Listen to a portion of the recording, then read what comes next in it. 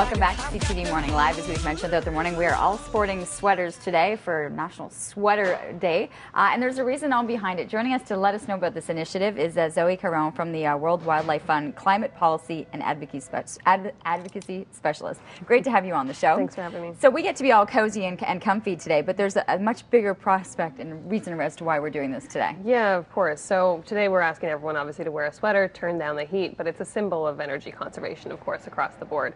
And it does make a difference. I mean, if ever Canadian turned down their heat, it's like taking 350,000 cars off the road. So it's a big deal. And so when we're talking about climate change, obviously climate change is an energy issue. And so looking at dealing with energy, half of that is energy conservation. So it's a big deal in terms of how we're addressing climate change across the board. You know, just sporting these sweaters is pretty much raising, we're not doing anything by wearing the sweaters, but of course it's creating awareness. And there are a lot of companies, there are a lot of people that are on board this initiative and are actually doing it today within their stores and within their businesses. Exactly. Loblaws has been a huge supporter. So last year and this year, they're having over 400 of their grocery store chains involved. They turn down the heat 3 degrees. All of their employees wear sweaters.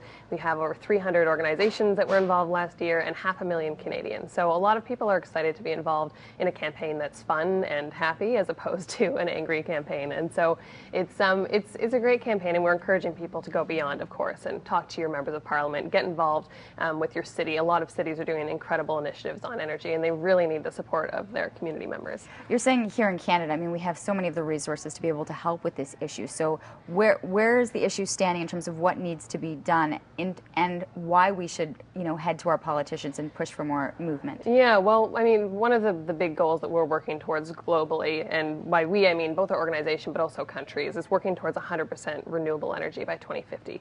We're only going to get there through reducing our energy use to start with.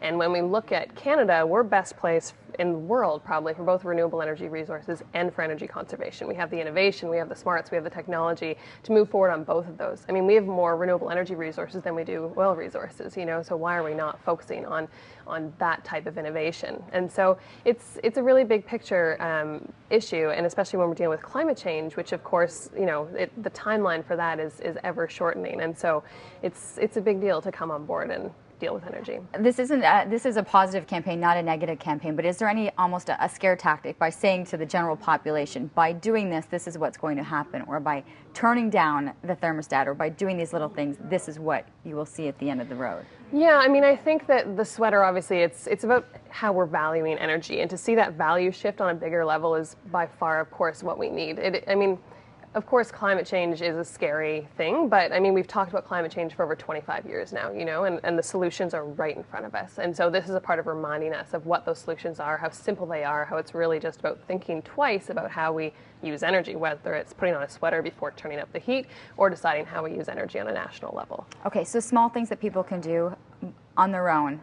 I know on the bigger scale we need to be pushing for politicians, we need to be pushing for different changes, but turning down the thermostat, are we talking still the car, the bikes, you know, making those small changes? Yeah, insulating your home, changing your workplace even, you know, if you live in a big office building, see if you can turn down the heat in that whole office building, seeing if the building that you're living in can be retrofit. In downtown Toronto, a lot of buildings are being completely redone so that their energy standards are much better. And that's all because of employees and leaders, you know, within companies or within organizations, you know, whether it's Tim Hortons or whether it's McDonald's or whether it's an environmental organization that have asked for those changes. So it really comes down to individuals asking for those changes, and every single one of us is in the same boat when it comes to that. So it's really just making that ask and seeing if you can make that happen. Companies are likely to respond if there's been pressure either from the employees or from the people that are involved to say, listen, we want to see these changes. Certainly, and we've seen that a lot too in terms of a lot of our corporate partnerships that we have, and McDonald's has come on board. You know, all of their corporate offices are engaged today in Sweater Day, and often making the ask is really the first and sometimes the last step in terms of creating a change, because often it's in silence. You know, we keep thinking, oh, this should be done, but we never actually walk into that door and ask, you know, it would be nice if you change things around here. I would really appreciate it as a customer or as an employee or as a partner on your leadership staff, you know, so it really makes a difference.